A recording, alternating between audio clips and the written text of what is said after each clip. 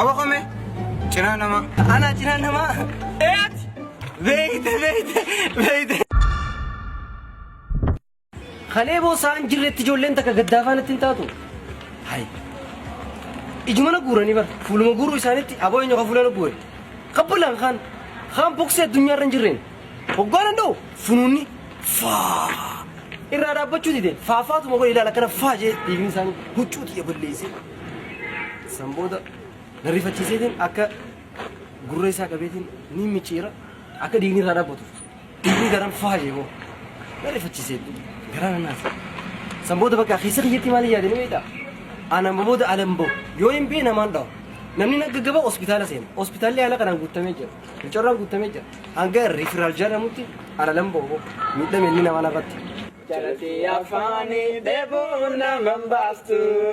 asumani gaamana gadin baatu sila guyyaa tokko jaalala dandamte sila guyyaa tokko jaalala dandamte na barbaada dhufta halkan leeli khaate na barbaada dhufta halkan leeli khaate boo halkan leeli dhiisiti manaama tundaan namatu eegalee miidheenya kan ana abbaa fedhe addunyaa kana irraa kaniin raasuu dadhu takkan jiru hundaa'u karaatee wushuu yettamu maarreen isaan tokko qollofuun fedhaa'u أبو خمي جنان ما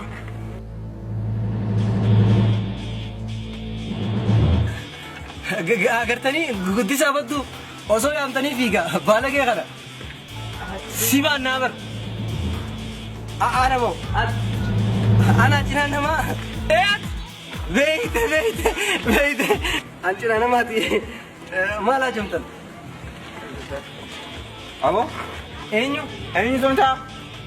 way chaayinaa dubbiin koppitaati ani eenyuun jee akkasii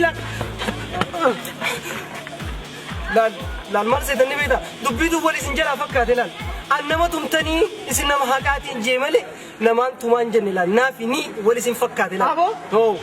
nuti gurra gara galchine uffanne haasoo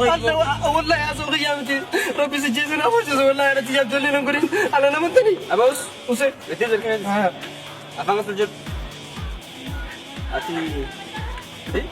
ati jadi anak nuna sotaadhaan nafanni maal hin balleessu ambaat nama nuruu fakkaata hin fakkaadhu nama na dho'a arraan booda sii waan akkanaa jechuun sirraa dhagee nafannisa tere akkana kabajanitti rabbi sinaa kabaju rabbi umrii sinaa kanu feetan sibrii feetan khamrii rabbi sinaa kanu galatoomaaya hay abo akkam si godhan maa bareeda maa fiida osoo jeena cinaatiin tu sodaattee fiida sodaaddeetiin boo kabajaadha kabajaa yoo kajaadhatu taate ijoollee